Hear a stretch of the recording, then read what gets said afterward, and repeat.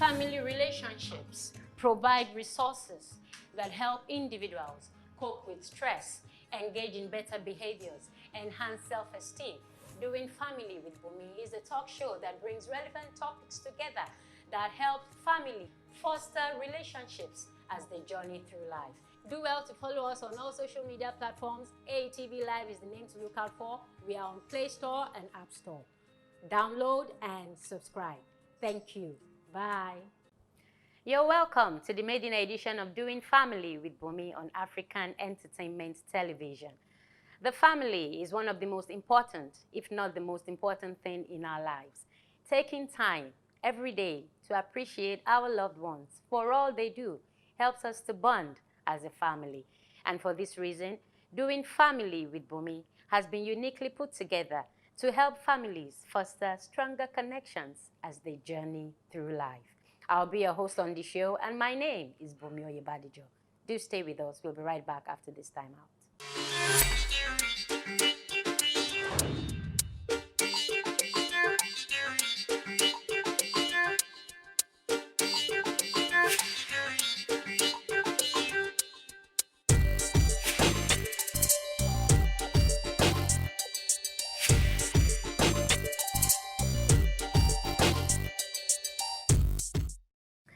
Welcome back. No matter how hard you might want to run from your family, you can't. Family is where life begins and love never ends. With me on the show today is Pastor Mrs. Lara Adekoya.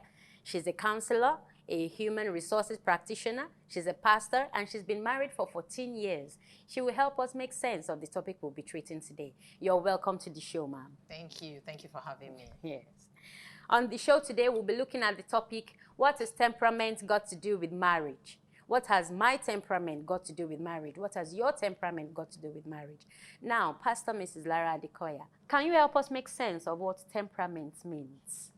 Okay, so temperament in simple layman's language is how you act, who you are, your natural behavioral composition. Okay. That's basically what your temperament is. Okay. So, over the years, we have had different classifications of temperaments, but I'm going to just focus on the most basic of them all, which is the one where you're classified into 4 different temperaments. We have those that classify into 16 types of personalities. Wow. But this, for when it comes to making it simple, I usually prefer to talk about the 4 temperament types. And what are the 4 temperament types? We have the melancholic, we have the sanguine, we have the phlegmatic, and we have the choleric. So do you want me to do a breakdown of each one? Yes, but before you do that, ma'am, is it safe to say that temperament is genetic? Well, I'm not sure we can put it that way. Okay. But it is who you are. You come with it. You are born with it. You are born that way. Well, we could actually say it's like your genetic composition too, because it's rare for parents to be 2 parents to have a child that does not have a temperament that they have. Okay. So it's rare to have a father who is sanguine melancholy and a mother who is phlegmatic melancholy now giving birth to a choleric. Oh. I've almost not seen it. Okay. In my practice, I've almost not seen it. So you usually have your temperament, you usually take it from your parents. So we could say it's genetic in that regard. All right. So please do go ahead and break down for us what temperament is. When we're describing temperament, I like to break it first of all into 2. So we have the extroverts and we have the introverts.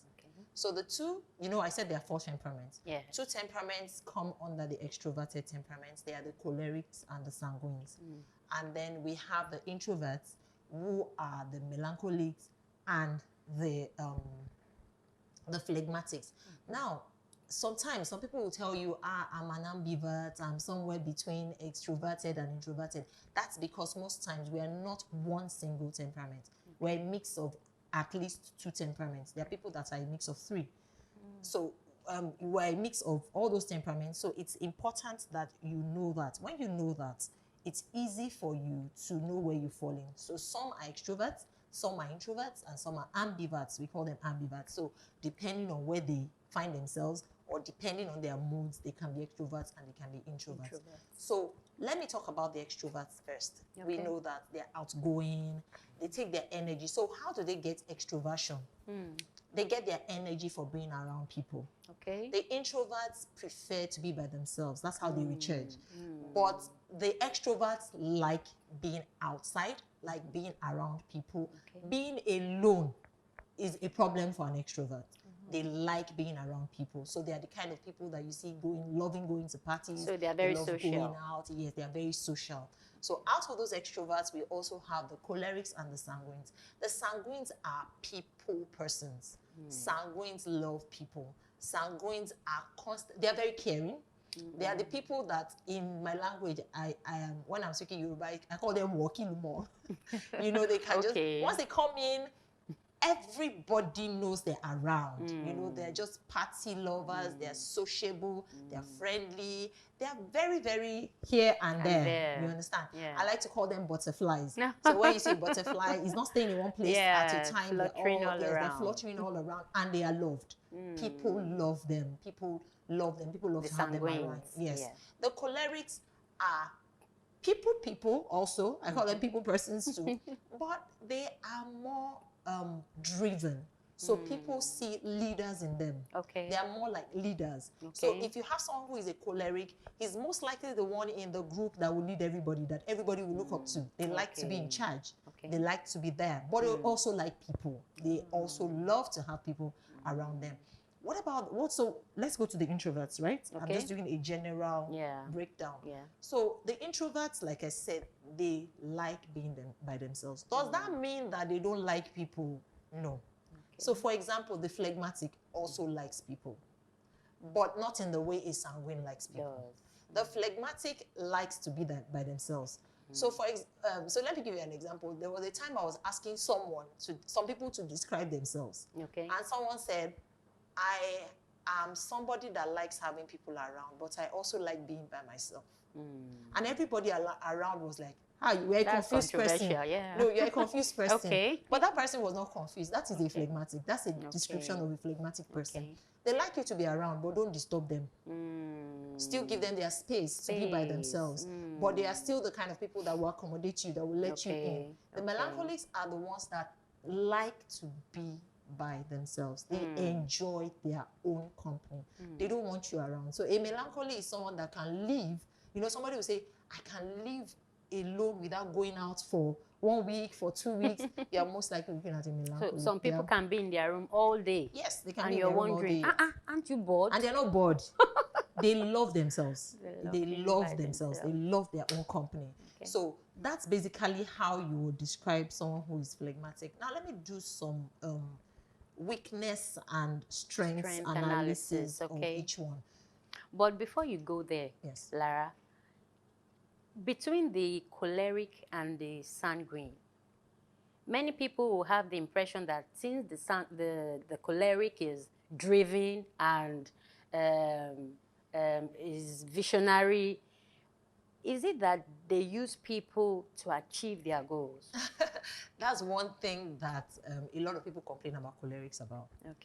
So as much as cholerics love people, cholerics can be termed people users. You are not useful to it. If you are not useful to a choleric, they will not have you around. They are very, like you said, they are visionaries. So when a choleric puts you around, it's because there is a purpose for you. There's a purpose for you. A sanguine can have you around just as a gist partner. Let's just talk. And then he goes away and he forgets that you were there, you were ever there. But a choleric is so driven that if there is no usefulness for you, you will not be his friend. You have to have usefulness. That's the thing about cholerics. So a choleric can keep you around. You are enjoying a choleric's company, but know that at the back of his mind, consciously or unconsciously, he has something that he needs you for. You understand? Sometimes it's for prestige. Sometimes it's for... Usually cholerics don't need advice. Is it that they don't need or they don't seek it? They don't seek it because they believe they don't need it. Because they believe they know it. They know what to do. You know, if you have a group of people here, the choleric is most likely the person that knows what to do and will go and do it before everybody. So while everybody is still analyzing that, okay, should we pick this thing from the floor? Should we go outside? The choleric is already outside. And it's calling you people, why are you wasting time? We have made up our minds that we should go outside. Why are you here? Do you understand? Yes. So the cholerics are very driven. And I tell people that a choleric, if you don't have work, we'll find work for you. You understand? So they're that driven. They're constantly pushing people. They're constantly pushing themselves. You understand? So that's just who they are. They don't mean it in a bad way. But like we said, it's their composition. It's who they have been built in to be. Now, I tell people that most of the great leaders that we have, most great leaders that we have are actually cholerics. Yes. Most great leaders, most great people. For example, an Obama is a choleric. Yes, he's a driven person, he's a visionary, he's constantly pushing the boundaries. He's a choleric, you understand? So, and you look at him, you see that people like him. People admire him. That's the drive a choleric needs. Your admiration is a drive. It drives them to keep going it's like forward. the oil. Yes, it's the oil. And you see, they get it from outside. Yes, they get it from the people.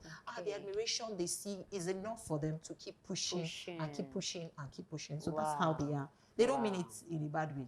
And the world needs them, actually. If there are no cholerics in this world, the world would be a very all of us would just place. would just be mellow. So they are the ones that drive us, they're the ones that push us, they're the ones that enable us to. Now, moving on to analyzing the strengths and weaknesses of this temperament. Okay, so I was going to say that let's start with the sanguine. Okay.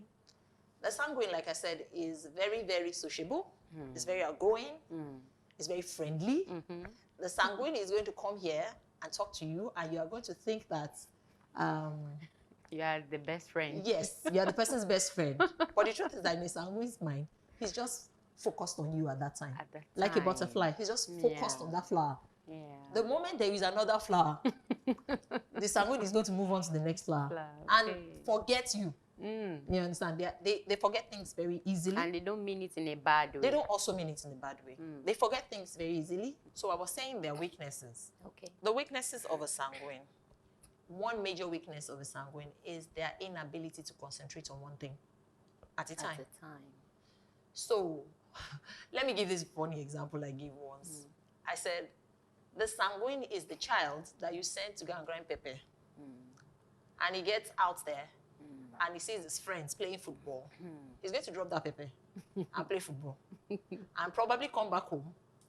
And you're asking, where is the pepper? Without the pepper. The boy has forgotten that there was pepper in his hands in the first place. Okay? So they're easily distracted. They forget things very easily. They move on very quickly. And that's it's a strength and a weakness too. Okay. Because it's a weakness in the sense that sometimes what you want them to talk about, they tell you later. They procrastinate a lot. So they tell you later and then they forget. You understand? But it's also a strength in that if you offend a sanguine, you're going to get easily forgiven. Because the person is not just going to forgive, he's going to forget. There's too many things in his mind. He's too all over the place to keep grudges. They don't keep grudges. But they are very, very, their anger is very, very strong. They also get angry very easily. So the sanguine is somebody that when he's angry, is the kind of person that will tell you, I will say my mind. Okay. You understand? Regardless of how you feel. He will say whatever, he will do whatever comes to his mind because that's who he is. He wants to vent. So the sanguine is the most easily offended, but the most easily forgiving of all temperaments also. Okay, so there was a day my brother-in-law came in with his family, and after they had spent some time, they were about to leave. And I noticed he told his son, put on your shoes. I noticed the first time he said it.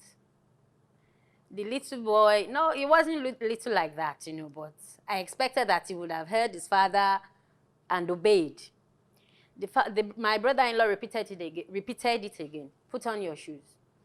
He got lost again in the conversation. The third time, put on your shoes. And that was when he really... So I was like, and he's so patient. Put on your shoes, put on your shoes. I will get up and give him a dirty slap and he will remember that. How do you manage this with children? Okay, so a sanguine child, honestly, if you beat that child because of that, it doesn't mean it won't happen again. It will happen again. It will happen again and again and again. Wow. Because the sanguine needs to get to the point where he by himself makes up his mind that I need to overcome this weakness. It's a weakness that comes with their temperament. So they get easily distracted. I have a sanguine child too. So I have to tell her over and over again the same thing, over and over. So for example, I say, take this cup away from here. She takes the cup. She actually picks the cup. Yes. And is on her way. And drops it. And somebody says, come and do this for me. She's going to drop that cup there. Right there. And move on to what that person said. And you're going to come back and say, but I asked you to take the cup. And she said, I took it. I took it. And you're like, no, you didn't take it. This is not where I asked you to take it to. You understand? Yes. That's their weakness. They get easily distracted. So when you're relating with a sanguine, when you understand that, you tend to not get angry. So I'm sure that's what happened with your brother-in-law. Yeah. He already knows that this boy, even if I beat the hell out of him here, it won't make any difference. It won't change anything. Wow. So let me just constantly remind him of doing the same thing. Okay, moving on to the choleric. Okay, so let's move on to the choleric. I mentioned it before. They are very visionary. Yeah. They are very strong-willed. They are very driven. Everything about they are competitive. So when you see a competitive individual, is most likely to be choleric or most likely to have been raised by a choleric parent. So they are very competitive. Everything in a choleric's mind is, how do I be better than this next person? How do I be better? How can I be better than yesterday? How can I be? So they're constantly pushing, which is good. Okay. Now, on the flip side. 1 minute, Clara. If a choleric parent raises a melancholic child, the choleric traits from the parents, can it overpower the melancholic trait of that child? When a choleric parent raises a melancholic child, yes, honestly, is one of two things that happens. Because cholerics are very, very strong individuals. Yes. They either worsen the melancholy of the child or they bring something else. The child will either run into his or her shell or adapt to the environment because that is where I am. Yeah. Okay? But when the child leaves that environment, the child will switch back to who he is. And that's why you have some people saying, I'm not sure who I am. Maybe bipolar syndrome. I'm here, I'm like this now, I'm like this now, I'm like this now. It's probably a function of what they have learned over time. So the melancholic child will either probably learn to act like a choleric, but doesn't change who he or she is. It doesn't mean the person changed.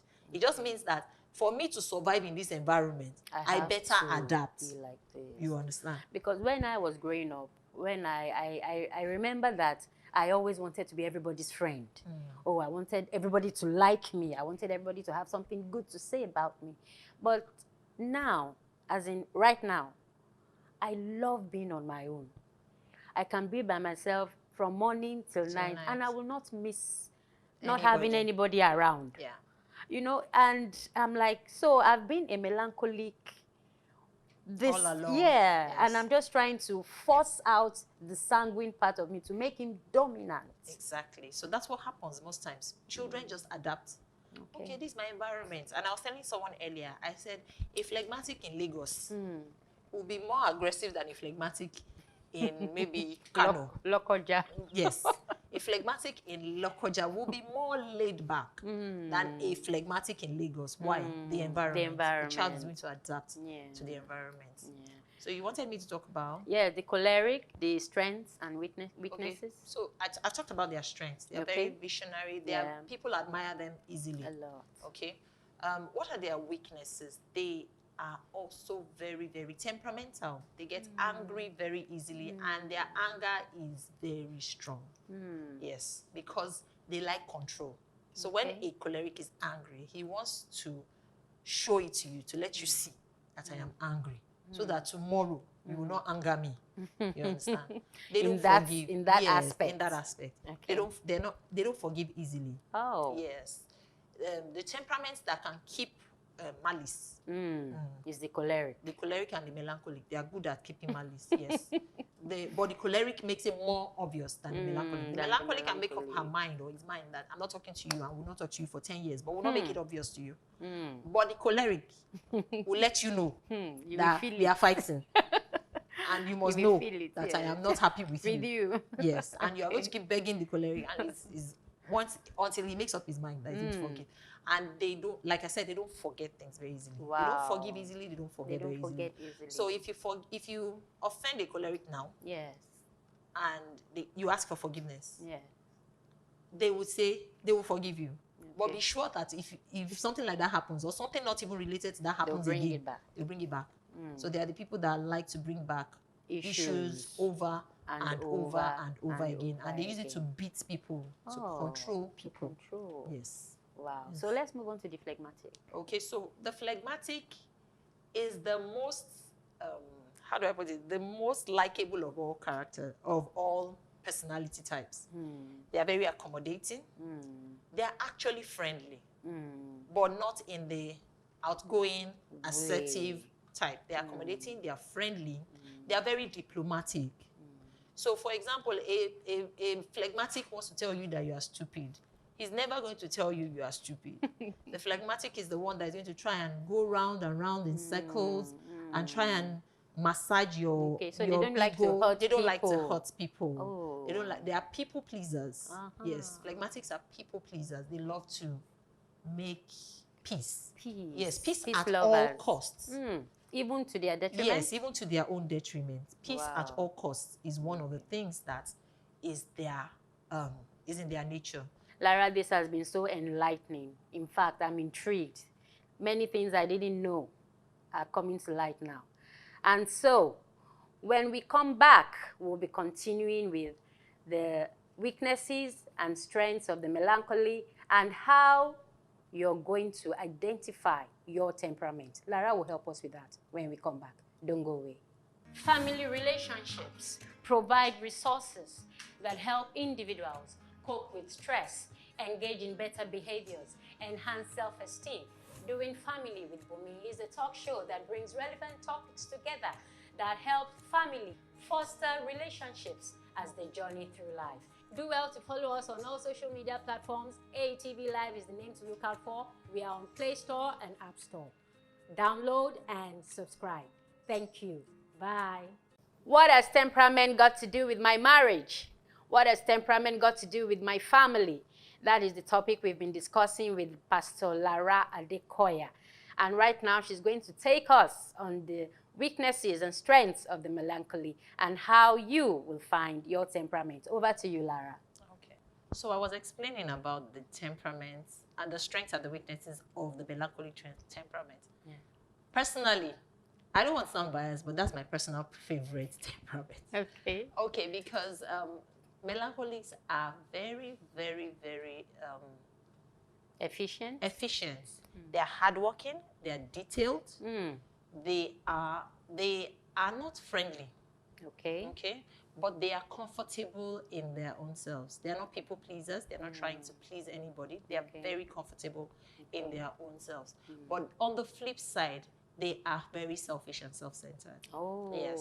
A melancholy is going to think about how does this benefit me? Okay? What can I get from it? Yes. And they are also overthinkers. They think and think and think and from knowledge, the knowledge that I have, that's the temperament that's most likely prone to depression. Oh. The sanguine hardly falls into depression because they easily forget things. But the melancholic can think over a matter over and over. They are called overthinkers. But when you think about a particular thing long enough, you'll be able to provide a solution to whatever problem is plaguing you, don't you think? Well, if you think like that, that is actually not the kind of thinking I'm talking about. I'm about worrying, bothering themselves. Okay. So, for example, a melancholic comes in here and trips and falls. the melancholy is going to feel embarrassed over and over. He's going to be thinking about it. He's probably going to blame himself. He's probably going to blame, why did I come in at that time? It's not why going did to I let it go. Yes, he's not going to let it go. He's going to keep thinking about it. And then maybe when he sees the people that were there, another time, all of you are forgotten. So is it safe to say he's a perfectionist? Yes, they're perfectionists. Melancholics are perfectionists. They like everything to be perfect, to be in order. Okay? Now, they also have a short fuse. Yes, they also get angry. They're snappy. Oh. Yes, they snap at people very easily, and it's really because they don't like having people around. Okay. Yes, they're very snappy, they get angry easily, and they tell you when they're angry. Okay, the only reason a melancholy will not tell you when he's angry is maybe they are processing it. Oh. Yes, they are processors. They like to go over and over a matter, but they will most likely tell you that they're angry. So amongst these temperaments, which of them would you say rather can be a faithful friend over the years? Melancholics, actually. Melancholics? Yes. Melancholics don't make friends easily. Okay. Okay? They don't make friends easily, but they stay. They stay. Once they make a friend, they stay with you. They stay in After touch. that, phlegmatics can also be good friends. Phlegmatics are naturally loyal. Okay. Yes, they are committed to you. Okay. So, for example, in marriage, if you marry a phlegmatic, the phlegmatic is the least likely of the temperaments to seek a divorce. Yes. It will just continue to endure. Yes. It will continue to endure. They will continue to endure. They will continue to work. They will continue to make excuses. Okay. Yes, for why you are acting the way you are acting and all of that. So they are very loyal. Okay. As compared to melancholic. So it could be it would fluctuate between a melancholy and a phlegmatic as a friend. All right. Now let's come to marriage. In a marriage setting, when a choleric, for instance, marries a melancholy, how do you think that marriage, we were talking earlier and you said two good people can marry and still have a failed relationship. Yes. Not because they are bad, but because they are living in ignorance. Yes. Now, as a choleric and as a melancholic in a marriage setting, how can this knowledge of their temperaments help them to live better and enjoy their relationship? So one thing I always tell people when it comes to temperament is that your temperament is not an excuse to continue in bad behavior. Okay? Because you know you're a choleric, does not mean that you will now come into the relationship and say, you know that I am choleric. Accept me the way I am. No. The purpose for understanding temperament is so that you can identify where you're weak and work on it, and identify where you're strong and also work on it. So my mantra when it comes to temperament is feed your strengths, starve your weaknesses. Okay? So when people come into marriage, like I said when we were talking earlier, two good people can have a failed marriage because of ignorance. So when a choleric comes into a marriage, now one thing I've noticed over time is that cholerics tend to pick phlegmatics as married partners. The attraction is there. Yes, it usually works well. It usually works well between a phlegmatic and a choleric. Why? The phlegmatic is long-suffering. Yeah. And will accept almost anything from you for the sake of love. Oh. And that's what a choleric is looking for. Okay? A choleric is looking for that. So when a choleric marries a melancholy, honestly, I laughed when you asked me because that house is going to be hot. On fire. Because you see those two temperaments, they don't forget easily. They don't forget things they easily. don't forgive. They don't forgive easily. Wow. So it's going to be a war. Wow. It's going to be a natural war front. But the moment they understand each other and are willing to make adjustments, not because of the other person, but for themselves, they can make the marriage work. Wow. Yes. They can make the marriage work. Wow. It doesn't matter what your temperament is. Wow.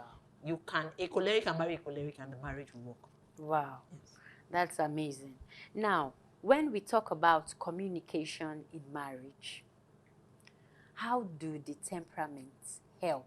Or how does one's temperament touchlight the aspect of communication that is necessary for marriage to blossom? Okay. Let me use some of the temperaments as examples. Yes, the sanguines are talkers. Okay. Okay. The sanguines like to talk, but they don't like to listen. That's a hard one. They are not good listeners. Okay. They are good talkers, but they're not good listeners. Okay. So if you're married to a sanguine, you're likely to be hearing them all the time, but they're not hearing you. And that can lead to frustration.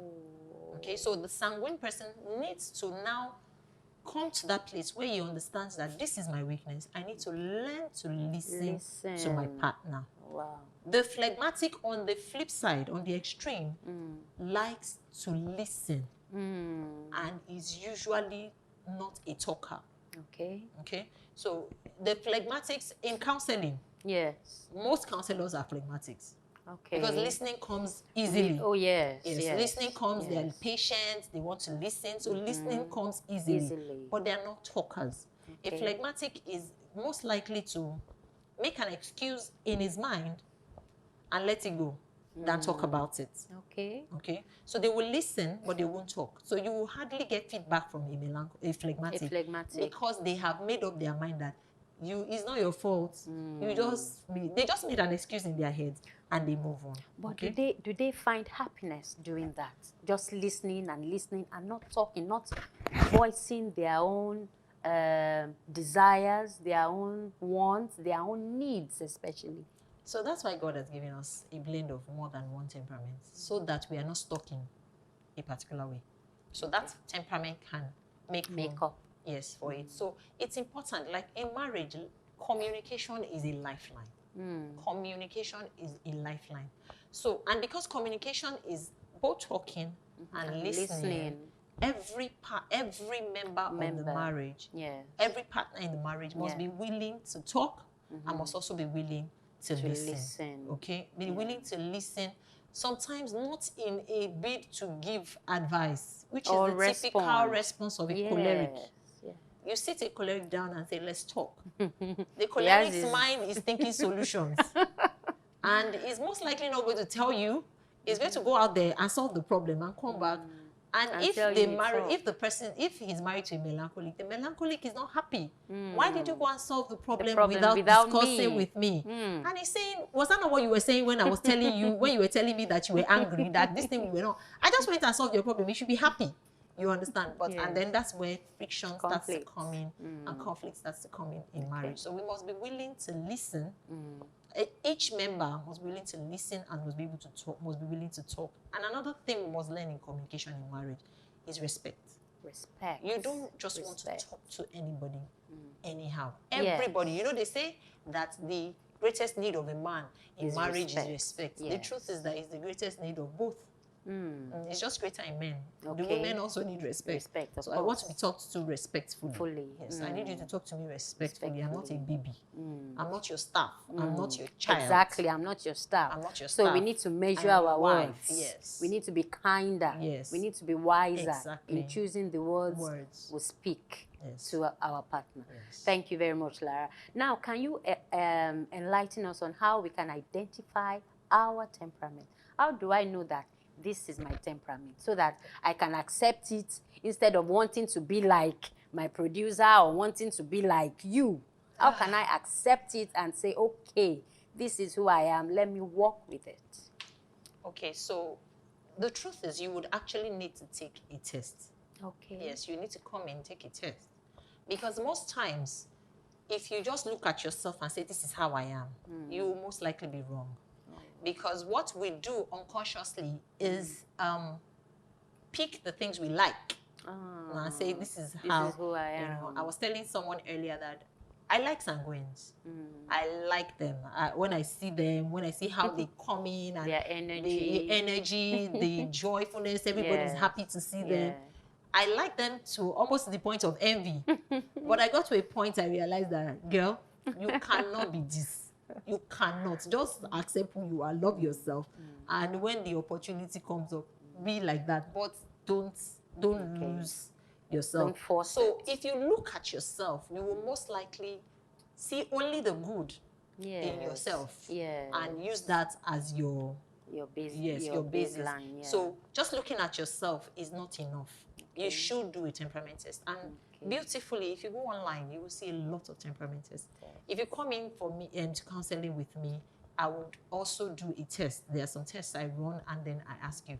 But can you ask people? You don't have access to the test. can ask people, you can ask friends. Describe me. By the time you ask 5 people to describe you, and they describe you honestly, you would have an idea. You might not be perfect, but you will have an idea of your kind of temperament. So if you go to someone now and says, describe me, and the person says, you're just like a butterfly everywhere, you have an idea that you are most likely to be a sanguine. You understand? So that's how you can know. So bringing it down to the children in the family now.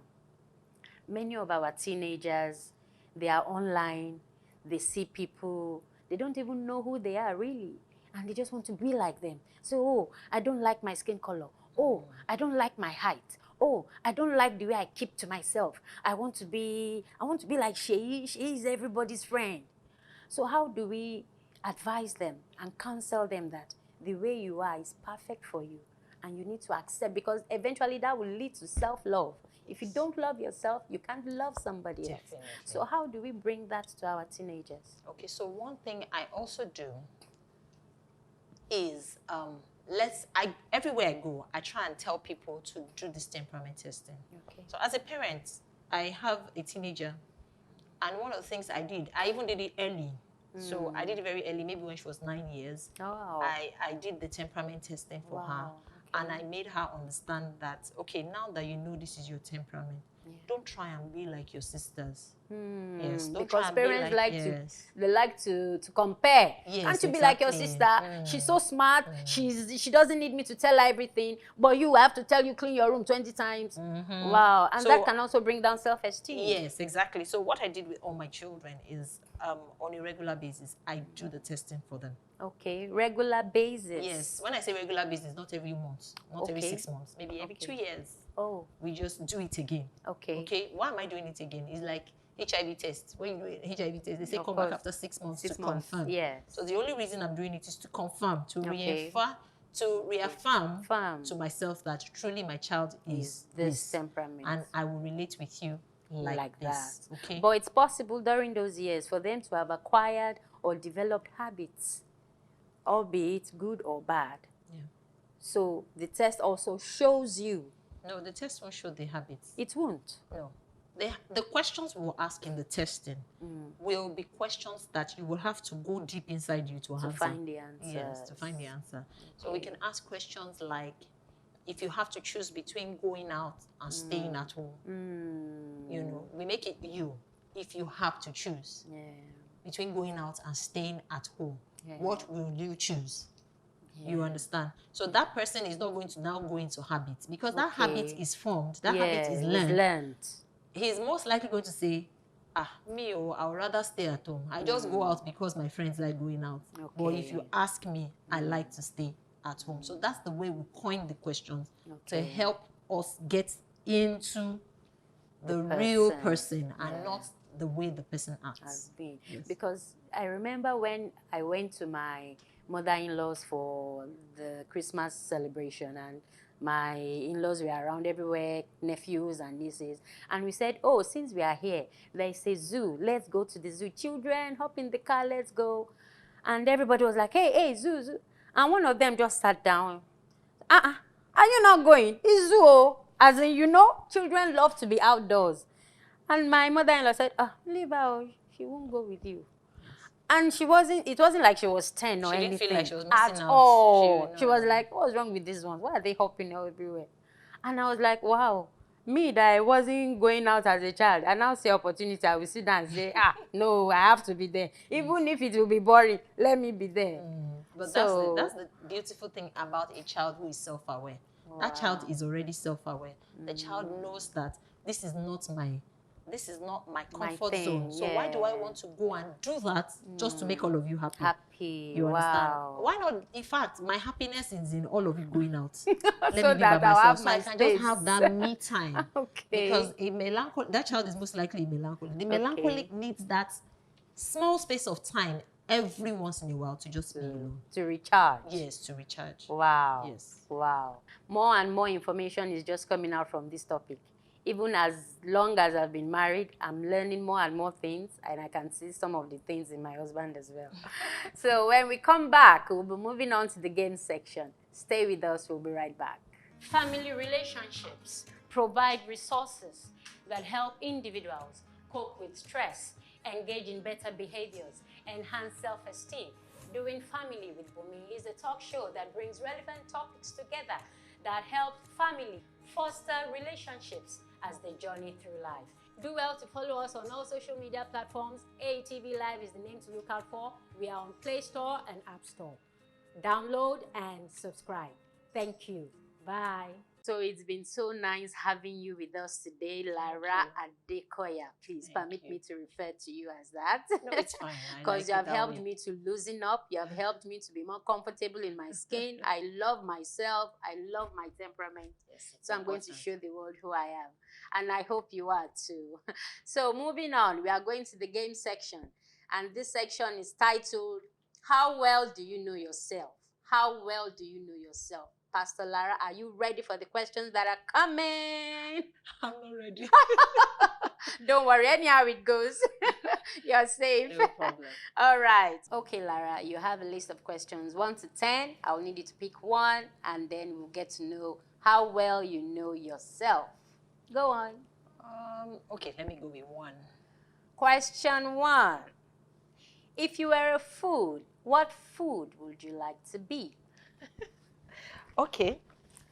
I have 2. Can I be 2 foods? Please. Okay. They go together actually. Yes, Jollof appetizer and and I think I'd like to be jollof because everybody likes jollof. Everybody likes jollof. And dodo because of the sweetness. It's always sweet. Those 2 combinations, yes. I see them in the sanguine. And you always like sanguine people. So we are watching out for you. Okay, so your second question is number 5. Number 5, here it is. What scent would you say best describes you? Do I have options? Okay, I'll give you options. You've been a good guest. Lavender, vanilla, camwood, musk. Okay, let me go with vanilla. Vanilla. And why will that be? Maybe because I like it. In what kind of food? Ice cream? No, I like the scent itself. Okay, you like the scent. I like the scent okay. Okay, it's scent we are talking about, not taste. Okay. I like the scent. Okay, so that's nice. Next question, please. 4. What weird thing would you make socially acceptable if you could? Weird thing? Yes. Will I make socially acceptable? Yes. This thing is weird, but if you have the power to make it acceptable socially, what thing will that be? Having to stay at home and not having a reason why I want to stay at home. So maybe like, let's not go to let's make it, instead of 5 days working, we can do 3 days working. I see where you're coming from. Some people will say you don't like being productive. I can work from home. Do I have to go out? Remote. I can work in my house. So you really are melancholy. I like being at home. You really are melancholy. Okay. Next question, please. Okay, let me take 2. Number 2. What laws would you abolish if you could? That one is very simple now. Okay, it's not a law anyway. So. Okay. Any state that is allowing children to get married early. Yes, I would abolish the law. When you say children, is it the girl child or the boy child? The girl child, definitely. The girl child. Yes. How come we don't? Because most times it's towards the girl children. But are you sure there are no places where the boys are forced to marry? Who will marry themselves? Exactly. Who will marry them? So most times it's the girl child. So I would definitely abolish that law. That law. I don't see why. And we are still fighting for that. Yes. We're still fighting for that. Okay, so one more question. Have I taken 2? Oh, yes, you have. Oh, okay, 3. Number 3. If you could transform into any vehicle, what vehicle would that be? You have to make the choice for me because I'm very bad. With cars? I'm very bad with cars. I can't Okay, choose. so what car would you drive in comfortably? Which car have you driven in that you're like, wow, this car, I like it. The feel, the ease at which it moves. I'm not sure they make that car anymore. Ah! My favorite car that I've driven so Yeah. far in my life is a Skoda. Skoda, what is it? Skoda. Yes, Skoda Fabia or something like that. A It's very not small even, car. It's not even a popular car. Very small. You know, I think I like small cars that just me and just you in your space. You really love this space. Car. So that's I think I've really liked that car. I All felt right. bad letting it go when I had to let when it you go. had to. Yes, but if I have to choose now, I'll choose a big car. A bigger one. Yes. All right. So that's cool. That's cool. That's cool. So moving on to the next set of questions, and this we call Never Have I Ever. Okay. Never have I ever. And the first one is, never have I ever taken my husband's money without his knowledge. That one, I've never done it. He always knows. I always tell him. But I will tell him in a way that he can't ask me back. Oh, you know, like, this is your wallet. The money inside. I've taken it. You're not talking about it. It's a closed I won't take case. his money. I won't take his money behind him. Okay. He can trust me in that regard. Okay. You will know that I took your money. I will use my mouth to tell you. To tell you. Okay. So what happens to people that take the money without telling?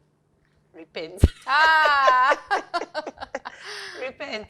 Okay, let me, not to sound judgmental. Yeah. But one thing I think that has done for me is that it has increased my husband's trust in me. Okay, that's good.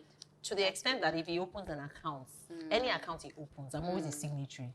Oh. Yes, I'm always a signatory. I'm a signatory to all his accounts. Wow. I sign, he can comfortably tell me, go to the bank, check how much is in the bank, and withdraw from me. Withdraw what you think we'll need. And I would always withdraw and give him a breakdown. So I think that that's one thing it has done for me. And I think that it's something that women should emulate, because men don't usually trust us when it comes to money. Yes.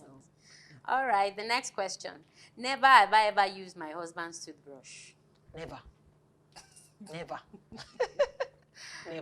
Never. Never. Yes. Meaning? You have used it. Never. I'm very finicky. Oh. I'm very, very finicky. Oh. So I know. But you kiss him now. That's different. That's different.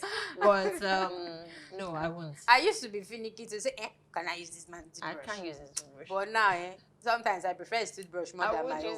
And you'll be complaining, see, my toothbrush, the mouth is doing like this, so where is your own? In fact, when I buy new toothbrushes, I make sure that the colors are so different, there won't be mistake. So if I buy a green colored toothpaste for him, I'm probably buying a purple colored toothpaste for myself, so that we can see the difference. It's not, even in the dark, we will know that this is your toothbrush. All right. So the next one. Never have I ever blamed an irrational decision on my temperament. I have. I have. Okay. Because, so my main temperament is melancholy. Okay. So sometimes I blow up. I remember when I was, then I didn't even know. But when I got to know, I blamed it on my temperament. Easy way out. Easy way out. I said it was because I was overthinking, and by the time I finished, I was just angry. You needed to let it out. I have. All right. So the next one says, never have I ever had a fight with my partner in public. Never. Never. Why? It's one kind. We have to fight that fight inside. Yes. We have to fight. And then when we get out, we start smiling. We someone came to me one day and said, I like you people. You're such a cute couple. You're such a good couple. I said, okay, thank you. If you know what we are fighting inside, you will know. There was a day we fought. We actually had a fight. I was getting ready. We were supposed to go to a wedding. And my husband is very time conscious. So they said 2 o'clock. And I was doing makeup. I called makeup artists. They would send my game. You have to do everything. You have to show. And while I was doing it, my husband was saying, do this thing fast, I will leave you. Do this thing fast, I will leave you. And he left me, I was so angry. I was so upset. But did you get to go to the wedding? He went to the wedding. Did you go? And my mom was around. So my mom said, I told my mom, I'm not going to this wedding again. My mom said, after all this money you have spent on your makeup, please be going to that wedding. And so I drove to the wedding and I got there and I just sat down. You didn't look for him to sit near him? He looked for me. He had calmed down by the time he got there. But I was still fuming inside. Yeah. So he saw me and said he had kept my seat. I should come and sit down. And I sat down, but I didn't talk to him, but everybody around didn't notice. Wow. They didn't notice. You're a good actress. And then when we got back home, we dealt with it. No, it's necessary. And for example, I collected Uber money from you. Of course. You didn't collect makeup money. I just pitied him. Oh, you should have collected makeup money. Nah, that one would have made it sweet. So we do have our fights. There's no, and I would like to tell people, there's no couple, no matter how beautiful they look, no matter how perfect they look, there is no couple that will not have issues of conflict. It's how you manage it that makes the difference. That makes a difference. So the last question. Never have I ever gone to bed angry with my partner. I have.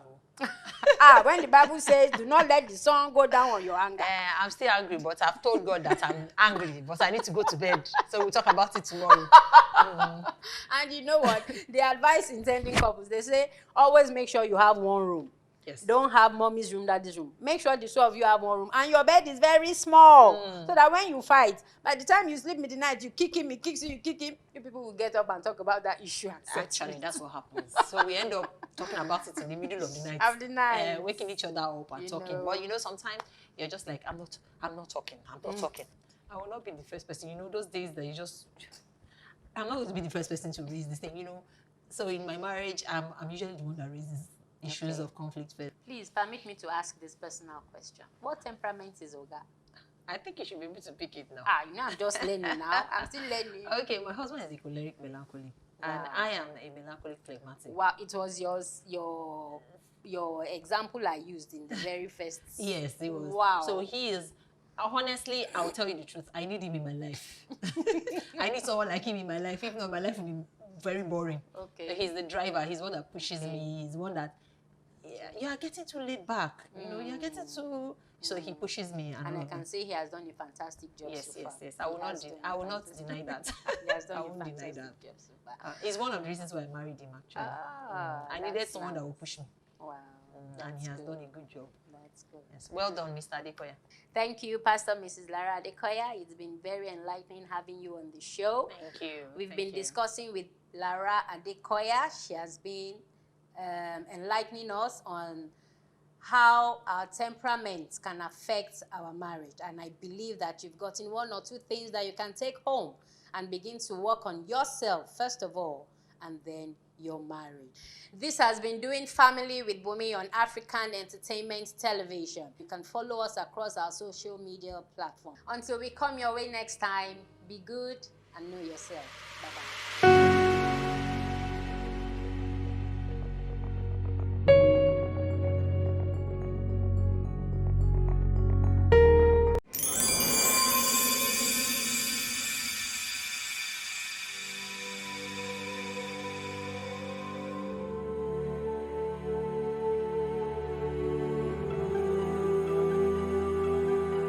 My name is Tony Adebayo.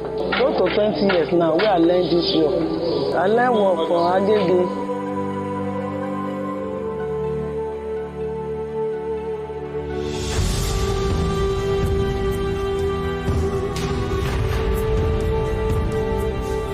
I used a year and 6 months. Okay. I still learned this work. So after that time, I come do small freedom. Start my own. So I start my own now, go to past 18 years now, where I start my own.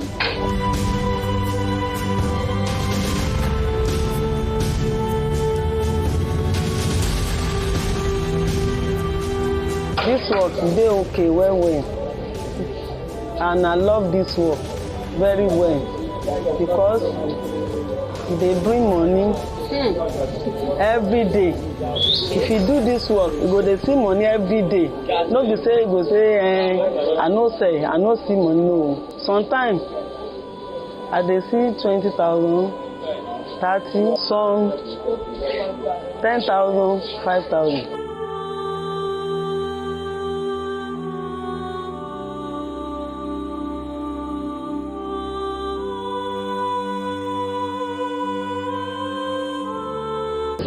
Someone get kolo, but I'm a Christian. Some go they shout. First, I no go first with her. I go just dey look am. When he shout finish, we are not talk anything. So he go still come back. Some go say he no go come back again. So the work wey I do, when he use it, when he see say the work dey okay, he go still come back. Come meet me again. If my pikin don reach 3 years, 4 years, I go tell am say make sit down, dey look me, dey watch. So when he reach 5 years, I go dey give am scissors to cut leather, to know to cut leather, to put gum for something. So since that time, he go sabi am.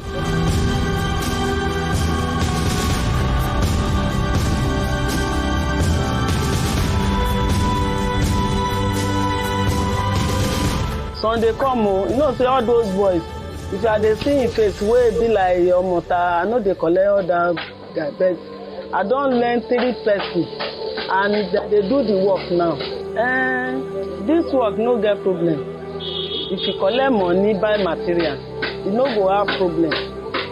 But if they give you money, when no buy material, use money to do any other thing, the work will get problem.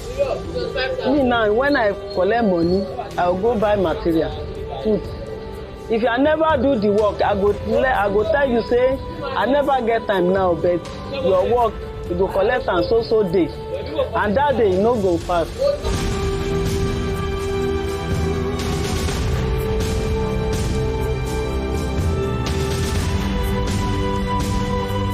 Some customer, you know, they appreciate something. So if you do it, one woman come for Shola. First time, you get one man for that shopping complex. Now him sell am come here. So as I do the work, first time wey come here, he just dey look the work like this. This thing go last. He just, I mean, as they talk, I just dey look am. He say this work, you no go work, you no go last. So I dey laugh. I leave am, I no talk anything. As he can't go, if you see the thing where they talk that day, I no talk anything, I just dey look am because I know the thing where I do. So as he can't go, after 4 months, he can't carry another shoe, like 8 pairs. He can't bring am back. In fact, I just dey look and say, see this woman, shebi he tell me say he no go come here again.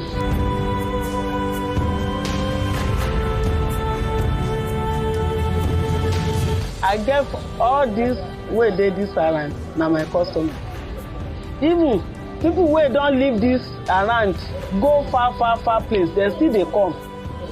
Sunday Ijoko, dem dey come. Sunday Ojuelegba, dem go pack the shoe, put am inside sack, dem go bring am. When I finish it, I go call am, tell am say I don finish am. Dem go come carry am. Then they come for far place. Some go say he come for Obawole, Shola, Ijoko. I go wetin happen?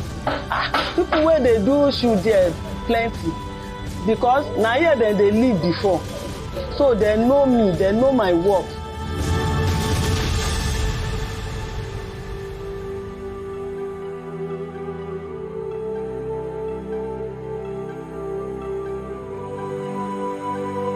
E good make children go school. After when he come from school, make go learn work. Because all this Nigeria now, if a person go school wey no get handwork, na wahala. But any children wey get handwork, if you see my children, that second born wey my children, that one na he know this work well. After when he know this one, he can't tell me say he wan leg furniture. If you see am now, if you see the shop now, so the time when they go school, we enter secondary school like this, I go put am inside, I go put am furniture. before he come SS, GSS, SS, you don't be oga. So you don't do freedom, you don't collect shop self, they do the work.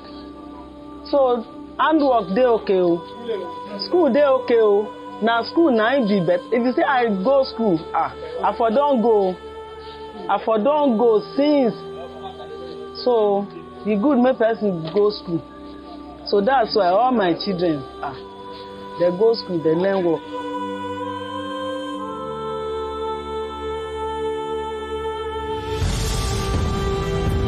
This work, I love this work. The time where I dey young, where I never marry, I can't tell my mommy say I won't learn this work. You know, say that time, 1970, 80, that time, I can't tell my mommy say now only man they do this work that time.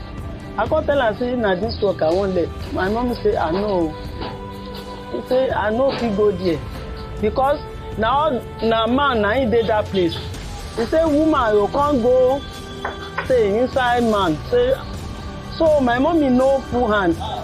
They no allow me to learn that work, and the work dey my mind. So after when I marry, born 2 children, I can't go learn this work for Agege. My husband said they happy. He dey happy well because that my husband said is furniture. Sometimes they go travel, so you know get problem. You know say his wife get work. He dey happy.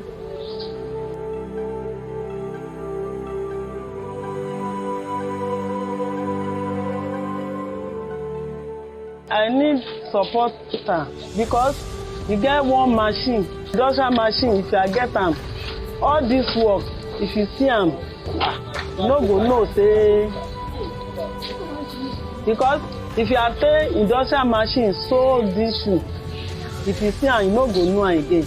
You go think say na machine do am. You get some filing machine and industrial machine, different machine. When I have. When you see the work wey I do, you go think say na machine and it just do am. This work, na man is my customer wey plenty. They plenty o. Even if the woman bring work for here, na man go tell am say go that place. That woman is sabi to do work well.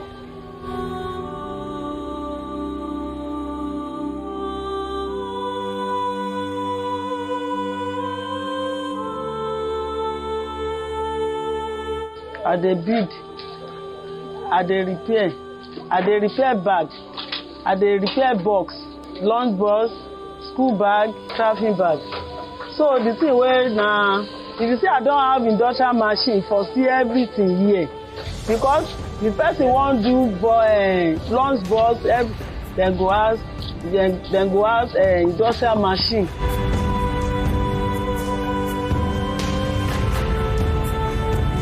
Sometimes they go Agege when I won't buy small material.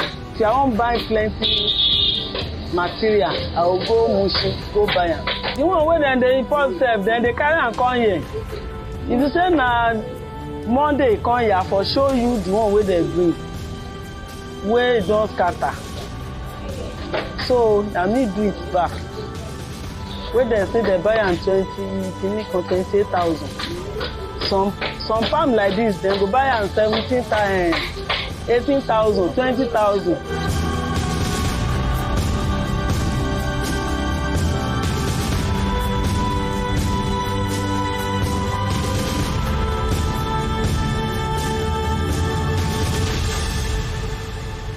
Àwa ò fowó tó pọ̀ sí o, torí èmi ra material ní mo rà ní bundle lèmi rà.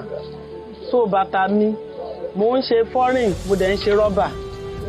So rubber yẹn torí ẹlòmíì máa wà ẹ mọ̀ pé ìka ò dọ́gba, ẹlòmíì máa ní owó pọ̀ lọ́wọ́ òun. So foreign yẹn mo ń tà ní 4,000 naira. La ṣì ń tà báyìí bọ́jà sì ṣe rí o, torí tẹ́lẹ̀tẹ́lẹ̀ 3,500 là ń tà. Nígbà tá a tún dọ́jà tí nǹkan tún gbówó lórí ló di 4,000. So àwọn rọ́bà yẹn mo ṣe àwọn yẹn ní 3,000. ṣó ti yé yín ẹni tí ò bá lágbára 4,000 á ra oní 3,000 nǹkan tó kàn wá bẹ́ẹ̀ ni pé foreign yẹn ẹ lè lò ọdún kan ọdún méjì kí nǹkan kan má ṣe ṣùgbọ́n rọ́bà yẹn tó bá máa lò bí ọdún kan ó lè máa ti jẹ díẹ̀díẹ̀ ó depend lórí bẹ́ẹ̀ni yẹn bá ṣe ń lo bàtà sí. The time wey I start this work I dey do palm 1.5 correct one I dey do am 1.5 I dey sew I dey do shoe so now everything don cost before say I no dey use rubber so as this one that foreign don cost that's why I dey use rubber to make shoe because everything now na double even no be na triple sef.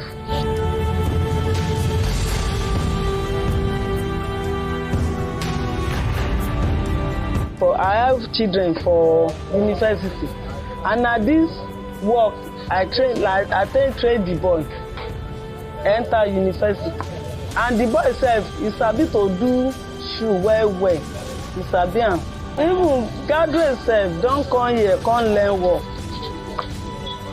after he finish wey finish he come here he learn work I come ask am say the time wey he dey secondary school why he no learn this work he talk am say that time na in school him mind dey so to learn work that time say he no dey him mind at all so as he come do finish wey he no see work he come back come learn this work so e good o any children wey know say e get future tomorrow may learn work na hand work na im good pass for anywhere no be in Nigeria sef even if a person travel go outside country if e get hand work in fact dem go dey respect am.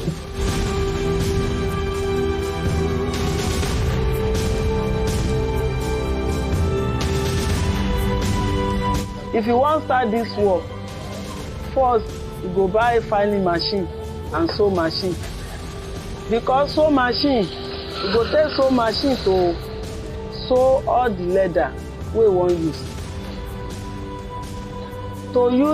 because before person buy industrial machine you go first buy small and if the person get money you fit go buy industrial but my own I buy small.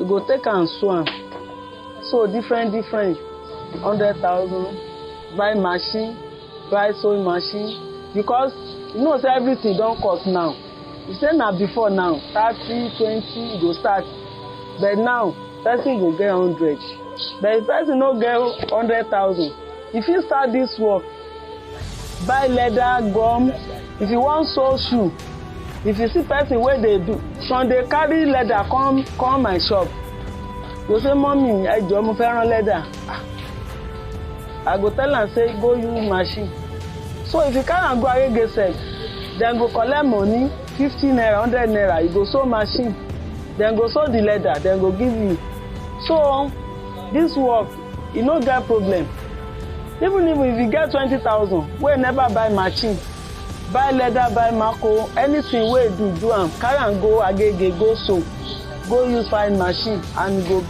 the day Agege dey plenty so dem no get machine dem no get anything and dem go dey there buy leather buy marco gum na only gum dem go just carry scissors hammer and this thing last na im dem go carry go Agege so when I reach Agege dem go just buy leather sit down one place after dem do am finish dem go carry am give person wey get industrial machine e go sew am filing machine dey there dem go do the work so dem go make everything together food don come with that thing.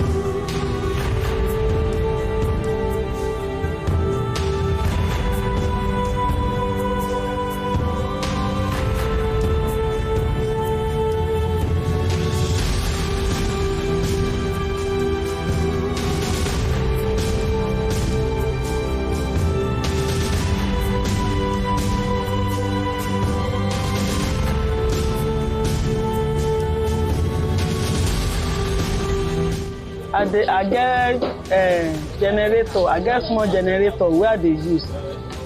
If I want file sole, because if I want make shoe like this now, all this sole now I don't file am. So and light no dey. So now filing machine I get file gel where they use to file all this sole. Because if I no file am, if you buy am now, you no go reach 2 days, e go open. When I just carry sole like this, full gum, full down, e no go pass 2 days. And if you rain fall sef, that day e fit open. But if you file it, as I file this one now, when I pull gum, pull on top, go seal, e no go cook open. Industrial machine, e dey mushy. Now, the time where I know in price, but I don't know in price now because I know the time where I won't buy at that time where I go price am, they say 150,000 that time, and it don't pass 3 years now. So now I don't know how much they sell am now.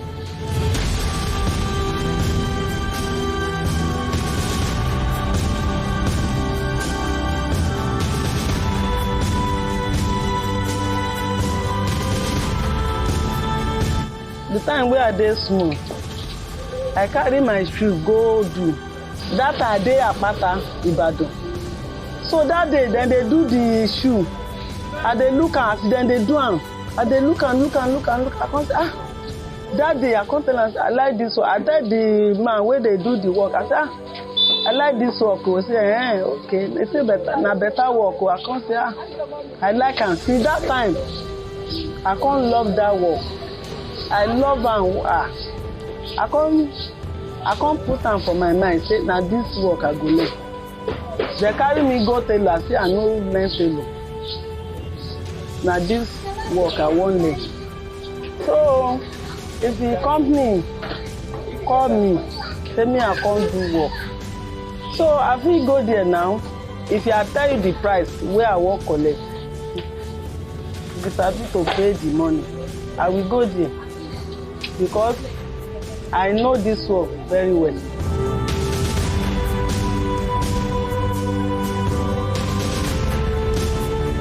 My name is Tony Adebayo. Make you dey watch AETV Live.